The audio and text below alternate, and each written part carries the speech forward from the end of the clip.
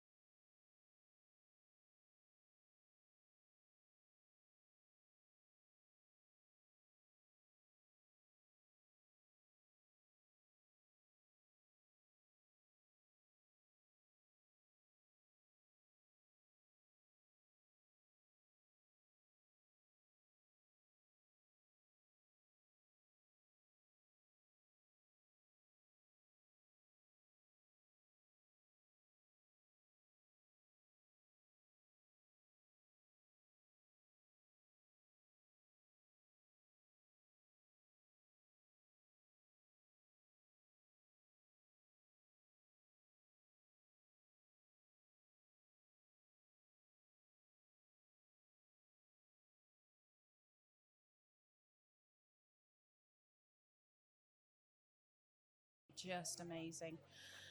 And so I had a go, started growing. I lost one to slugs, which I was warned about. And that was fine. And I planted them on the ground. And they just gave that extra wow factor in the garden when everything else started to wane a bit around this time of year. And I was hooked. I literally couldn't get enough of the joy that they were bringing at this time of year and right up until the first frost. So to have flowers, I think the thing that got me the most was the fact that I had flowers that I could keep picking and picking and picking and picking and picking. And it's like, they just keep coming. I couldn't believe it. And I just have masses of flowers in the house all the time, right through from now until end of October. I've had them November. even into December one year because it was so mild. And I think they're best when they have that dewy cobwebs on them and that sort of real autumn going into winter time. Yeah. They just look beautiful when everything else is stuck. They're like, I'm done, I'm dying back. The dahlia's like, no, I'm still going. Yep. Yeah. And the fact that you can just keep cutting them, and the more you cut, the more you're going to get as well. Going, yeah. So that opened your world up then, really. It did. And how did you find the process, though, learning from your friend to get used to dahlias? Because they can be a bit tricky, can't they? Oh, absolutely. And I think because I'm not really a grower as such, to grow something from this ugly looking tuber into something so beautiful, to me was, I just thought I've got enough to be getting on with than to be faffing about with this plant here and potting it on and all the rest of it. But the joy and the fun and the benefits thereafter outweighed everything else. And I think that's what's made me think, oh, I can keep doing this. I can definitely grow more of them and try different colors and different varieties. And in the end, I just thought, yeah, I think this is something I could continue doing and grow more, find new places to plant them. And Tom Well, as just we kept rolling discussed his in the eyes at last me. podcast, you've ended up having to create a whole new section of the garden I know. already. They just, every time I come back, they've duplicated. Yeah, they have. They have. I went in the garden yesterday because I've planted a lot of new varieties this year. And every day is like, oh, look at this one. Oh, this one's called Miss Miley. And then you start talking to it, don't you?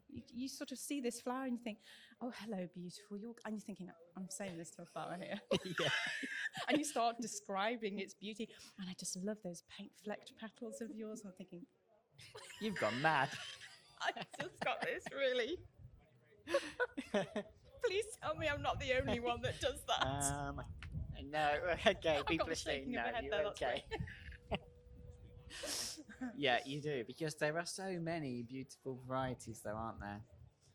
If I had to press you to say what is your one favourite dahlia, which would you pick this week? Mine changes weekly. Well, I can't name this year's favourite until They've much all come, later on, yeah. but last year's favourite. Well, there were a few. I think for the dinner plate favourite was called Megos. Oh, yeah.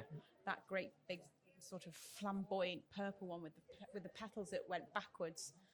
It didn't last very long in a vase, but my goodness, the joy it brought every time I'd go out. And it grew as tall as me on the stalk, and it was quite a strong, sturdy. But I like the ones with a big, strong stem. It had a real presence to it, and it's kind of like, I'm here. Yeah. This is me. And I love that one. And of course, Wine-Eyed Jill, she's a real favourite. So she's smaller and fits into most arrangements because of the lovely colour. It sort of varies. Sometimes it's more yellowy with this sort of deep raspberry centre, or sometimes it goes creamier. Really long stems as well. So, and just flowers prolifically. Yeah.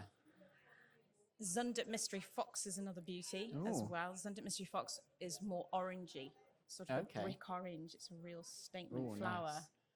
A ball variety. Oh, wow. Yeah. Gorgeous.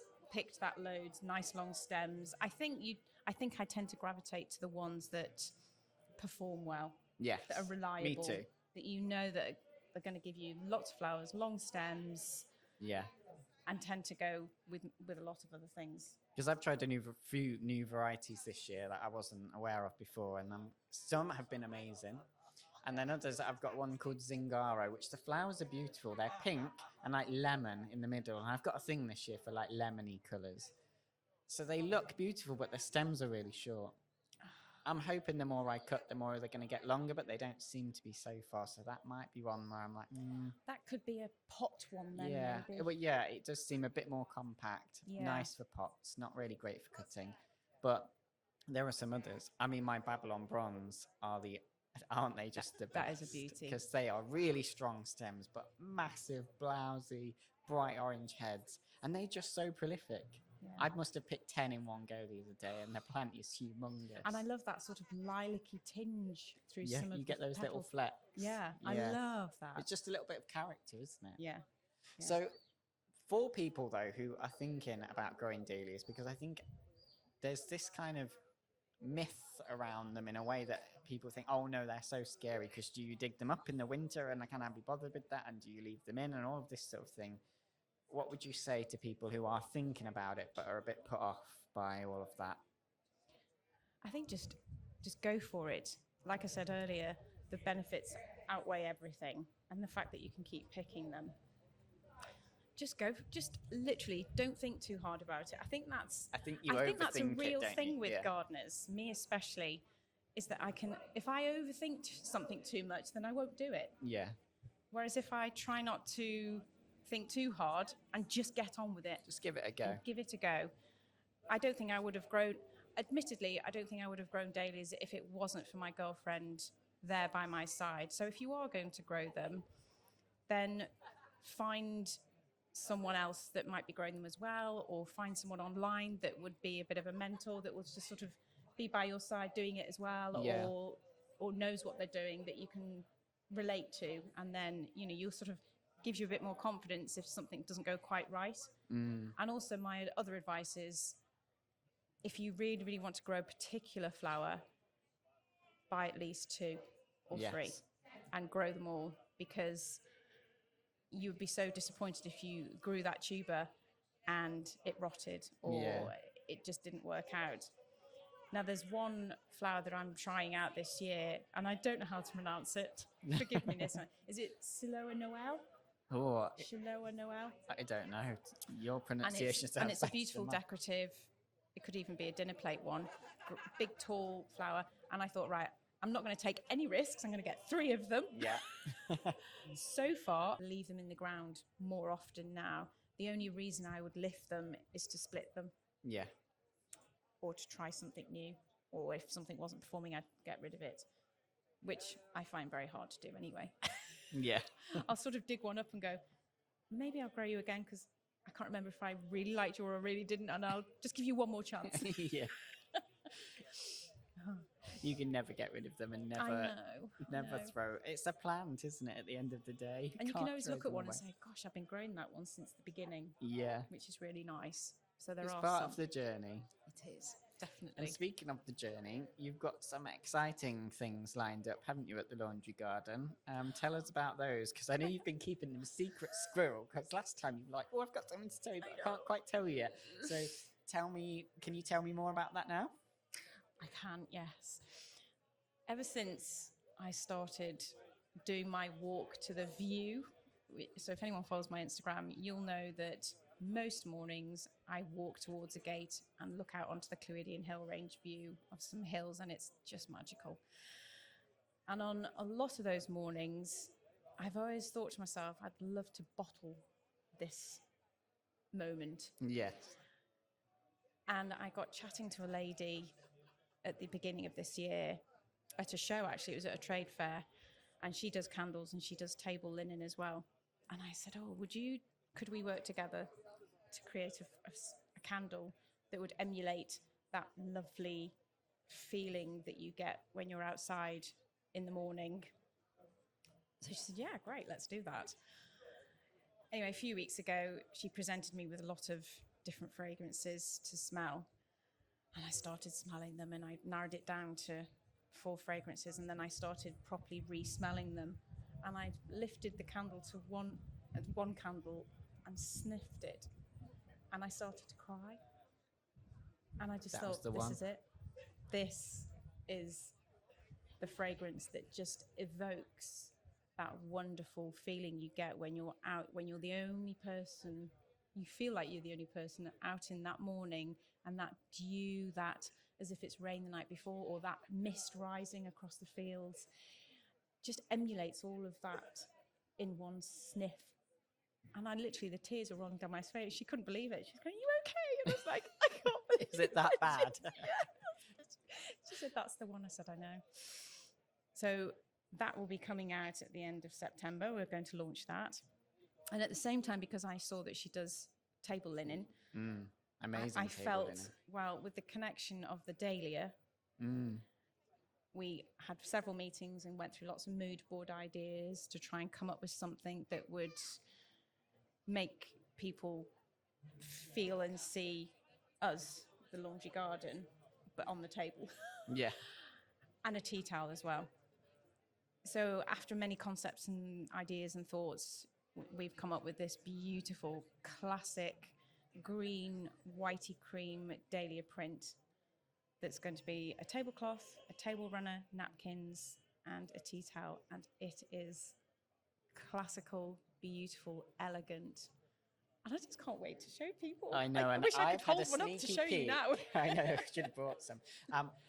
I had a sneaky peek, well, you saw my face, because I didn't know what to expect. I've seen lots of prints of dahlias on things and stuff like that, but it's so beautiful. It captures just classic dahlias, and it's the colours and the way that it's drawn. I'm having some for my house, that's for sure. But I think people are going to love them. Yeah, I really do. I think they're going to be really popular. Thank you. So that's exciting. So they're coming soon. Yes. So, and hopefully by the time this podcast goes out, we'll pop a link for people in the description. So have a look if you're listening now, and hopefully there's a link in the description. Yes. So you can get your hands on some, or certainly have a look.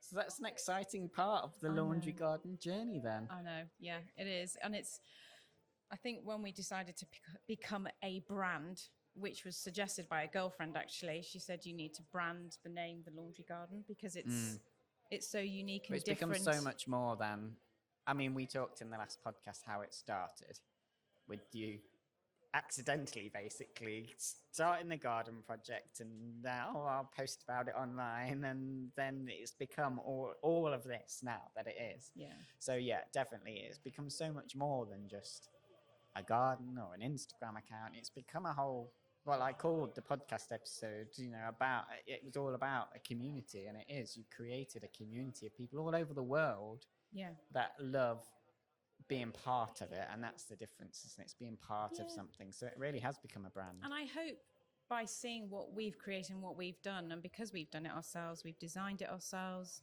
we maintain it, hopefully people can look at that and take bits from it to put in their own gardens. And it can be any size garden, big or small, or even a balcony garden. I try and do a nice display of pots by the back door, or just little pockets that people can take inspiration from.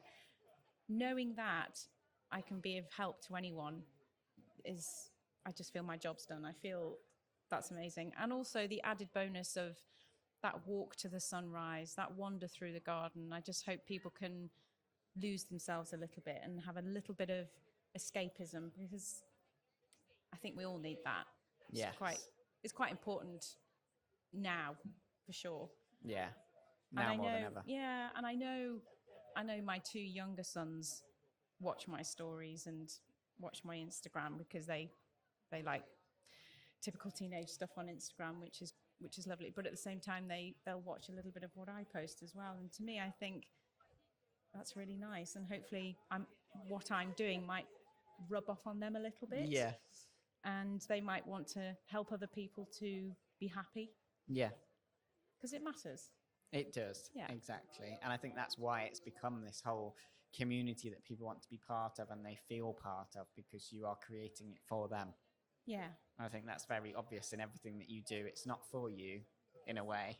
It is. It's your lovely, beautiful garden, but everything you share is for everyone else to enjoy or to learn from or to get something from. So I think people, absolutely. That's why people love it so much. Yeah. Oh. We're getting all deep and meaningful. We are now. We'll be just sat in tears. Yeah, the sun's come out now, thank goodness, although it's still raining at the same time. This is a great show, by the way. Isn't it? Just exactly. Well, I need to give you some time to actually go and enjoy it now before you have to go. Have a little wander around. I think that is a great time. Now the sun's come out for you to go and have a little explore. I can highly recommend the Floral Marquee. It is one of the best I've seen this year, actually. Oh, really? It's really great. It looks stunning in there. I think it's just great timing as well. Because it's been a later year, it's great timing for this show. But yeah, have a look. Are there some dahlias in there? I don't know, actually. Now you've said that. I think there definitely is. There's another marquee with, like Best in Show, which are always incredible, aren't they? Just the hugest, most perfect dahlias. Excellent. So yeah, there definitely is down there. Yeah. But yeah, I'll let you have a little wander around, but thank you for sitting down with me at the show and telling me your secret finally. Yay! And I'll speak to you soon. Thank you very much. Thank you.